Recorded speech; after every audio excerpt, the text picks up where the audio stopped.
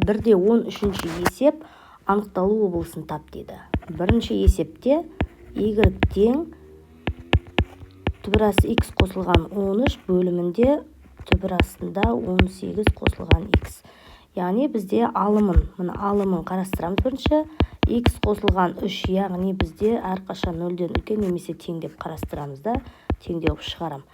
Сонда квадраттап жүргенде x қосылған 3, 0-ден үлкен немесе тең деп x минус 3 деп шығарамыз.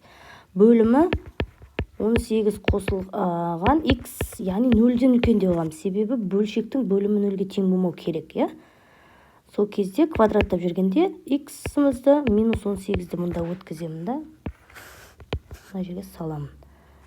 Минус 13 боялады. Ол оң аралықты қабылдайды деп тұрмын. Ал жауабымен минус 18, бұл да оң аралықты қабылдайды. Яғни шешімі мына аралық екен. Яғни жауабы минус 3-те плюс шексіздік 3-ті қоса алғанда. Жақсы. Екінші есеп y тең x минус 1/3 бөлімінде 1/2 қосылған x. Бөлшектің алымы x минус 1/3 ол 0-ден үлкен немесе тең деп аламыз. Бөлшектің бөлімін ғана.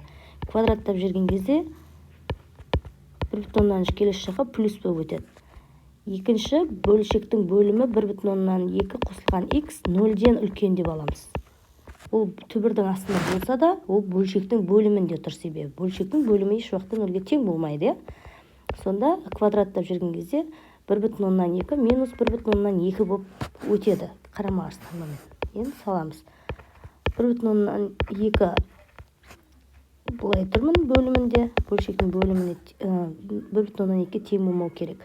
Ал боялады 1/3. Сонда шешімі 1/3 де плюс шексіздік, яғни 1/3-ті қоса алғанда жауабы. Үшінші есеп y тең 2/5 минус 2x түбір астында бөлімінде 1/6 қосылған 0/4x деп тұр. Яғни 25 азайту 2x 0-ден үлкен немесе тең деп аламын. Квадраттап жіберемін екі жағын. Сонда 25 азайту 2x 0-ден үлкен деп минус 2x 25-ті минус 25 қып өткіземін. X-тің алдындағы x айным, яғни коэффициенті минус болғаннан кейін қарама қарсы жаққа барады, 2 минус плюс болып кетеді да, 25-ті 2-ге бөлсек 12/5 болады.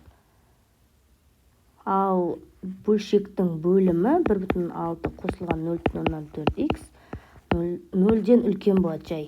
0-ден үлкен болады, себебі бөлшектің бөлімі қайталай 0-ге тең болмау керек. Сонда квадраттап жүрсем 1/6 қосылған 0/4x 0/4x бөлімі 16, 1/6-мда минус болып өтеді тағына.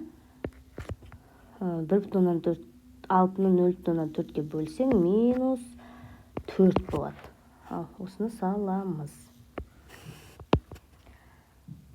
12 деген боялады 12/5, яғни теріс аралық қабылдайды деп тұр. Минус 4 оң аралықты қабылдайды деп тұр. Сонда шешімі мына аралықты жазамыз. Минус 4-те 12/5-ті қоса алғанда жауабы.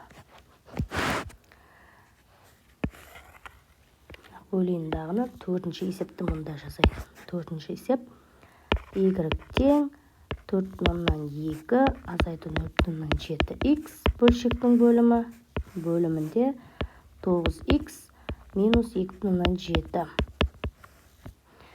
Бөлек шығарайын. 4/2 минус 0/7x 0-ден үлкен деп аламын. Сонда 0/7x 4/2 минус 4/2 өтеді. Плюс болған кейін минус болып өтеді. X-тің алды коэффициенті минус болған екен, орнына ауысып түседі. 6 болды. Ал бөлшектің бөлімі 9x минус 2/7. нөлден үлкен деп аламыз, себебі бөлшектің бөлімі қайталаймын нөлге тең болмау керек. 9х 2,7 плюс 2,7 өтеді. Сонда 9-ға бөліп жіберсек 0,3 болады. Так, 6-ны жазамын. Ол теріс аралық қабылдайды. 0,3 мына жерде. Ол оң аралық қабылдайды. Шешімі, яғни жауабы 0,3 де 6, 6-ны қоса алғанда.